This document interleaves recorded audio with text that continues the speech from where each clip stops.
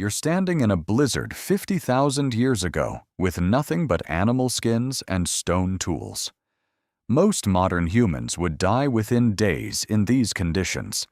Yet ancient humans not only survived, but thrived through winters that lasted months. And for 90% of human history, this wasn't exceptional. It was survival. So how did they do it? What if you needed to build a shelter that could actually keep you alive when the temperature dropped to minus 40 degrees? Your first instinct might be to build up, pile logs, stack stones, create walls. Ancient humans thought differently. They dug down. Pit houses were semi-submerged structures that provided geothermal insulation and protection from the harshest elements and winter storms.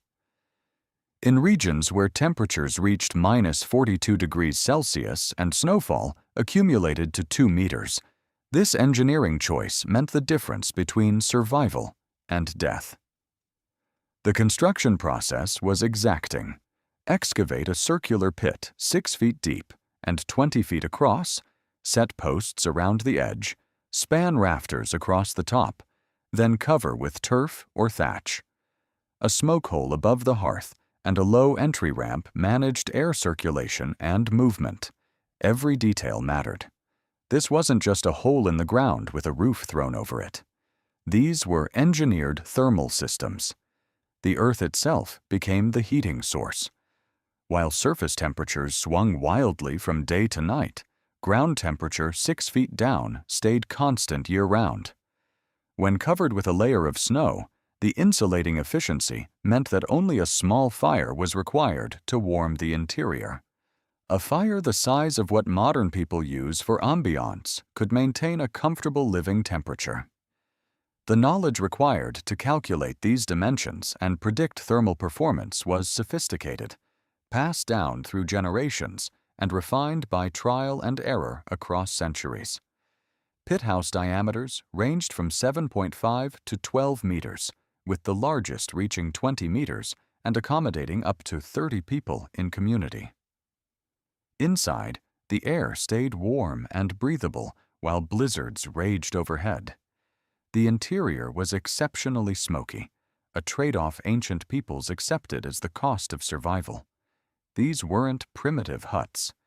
They were sophisticated climate control systems that used physics principles modern sustainable architecture is only now rediscovering. The earthen roof created camouflage as the home blended seamlessly into the landscape, invisible under snow. From the surface, a winter village could disappear entirely. Dozens of families thriving beneath what looked like empty, snow-covered ground. Would you trust your life to a 6-foot hole in the ground? Or would you try building something above ground like most people today? Drop your answer in the comments below. But surviving winter required more than just shelter. Ancient humans had to solve an even deadlier problem. Food was the deadlier problem. You couldn't hunt when blizzards lasted weeks. Game disappeared or migrated south. Plants died. Rivers froze solid.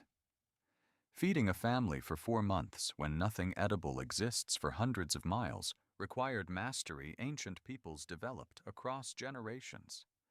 Ancient humans preserved food through drying, hanging meat, fish, or gathered plants in sunny, breezy areas to remove moisture and slow spoilage by preventing bacteria and mold from growing. Dried meat could last for weeks or months and was lightweight and easy to carry. But drying alone wasn't enough. Smoking combined 2 preservation methods, drying and chemical protection. Smoke particles called phenols deposited directly into meat added antimicrobial agents, extending shelf life while adding flavor. A properly smoked salmon could sustain a family for days while storms raged outside.